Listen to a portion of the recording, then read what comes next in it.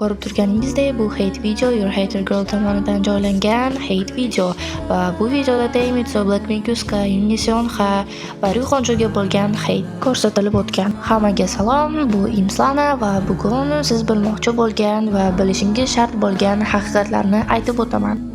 Hozirda YouTube'da eng katta mojarolardan biri bu haterlar va fanatlar ikkiga bo'linib ketgani.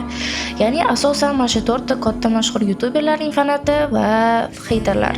Haterlar ham hozirda juda ham ko'payib ketdi va juda ham ko'p YouTuberlarni hate qilishyapti.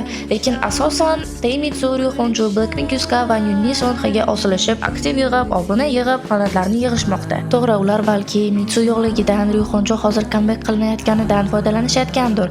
Chunki Yoon Seonha va Blackpink Yuska ularga uncha e'tibor ham berishmayapti. Lekin o'ylab qarasak, Mitsu kelsa, ular 1-sentyabrda уже ketishib bormasa bo'ldi deb turibman. Va tamoshda Mitsu aytganidek 1-sentyabrda katta comeback qiladi va har bitta haterlarni o'zini joyiga qo'yib qo'yadi. Va men nimani aytmoqchiman?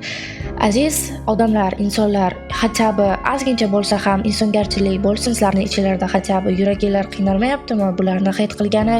Chunki bular ham Allohning yaratgan bandalari va sizlar ham xuddi shu kabi va sizlarning haqqingiz yo'q bularning yuzini gapirishga yoki boshqa joyini, burni unaqa ekan, yuzi bunaqa ekan, unga o'xshamas ekan, bunga o'xshamas ekan.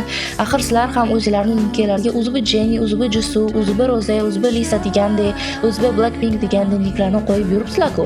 Lekin sizlarga hech kim hech narsa demayapti-ku. Misol uchun shunaqa nickli odamlar ham bor.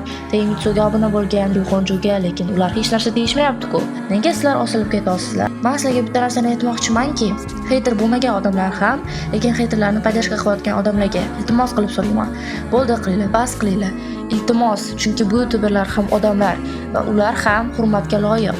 Hatto bu mayli fanatlik qilmasanglar ham hurmat qilinglar, hurmat bo'lsin. Va men bu video bilan nima demoqchiman, shunchaki birovlarni hate qilmanglar, birinchi o'zingizlarga qaranglar va boshqalarni gapiringlar. Iloji bo'lsa gapirmanglar. Hammaga xayr.